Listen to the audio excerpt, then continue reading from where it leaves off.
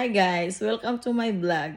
Alam mo, I'm lazy day today. Gusto niyo bang malaman kung paano pumunta dito? Simple lang yan guys, kailangan manghanting kayo ng matanda, madaling mamatay. At pag-aralan nyo ang kanilang the best culture kung saan mag-aaral ka ng monorki.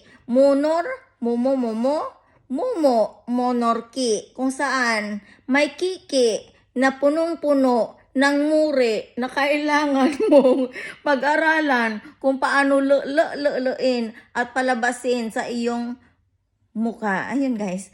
Ako guys, alam mo kung bakit high blood sila sa akin? Kasi pinipilit nila akong maging gold digger. Ang problema, ayaw kong nerke, ng muri, ng kaiba-ibahan, ng amoy, pugok.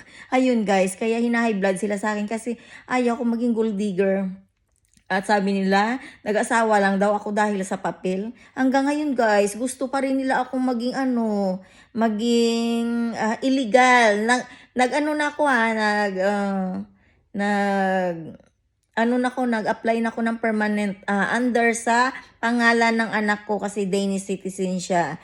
Pero, pinag-aanuhan pa rin nila ako guys kung paano ako patayin kasi ayaw kong mumonarkiin ang titi ng mabaho dito sa monorki na lugar. Ayun nga guys, hirap pala no? Hirap pala na ikaw nakahanap ka ng may tulilot at ayaw ka nilang tigilan kasi may tulilot ang utak nila. Yun nga guys, welcome to muri, kiki, bilat kiki, tibay, buto, tibay. Ayun lang guys, bye-bye.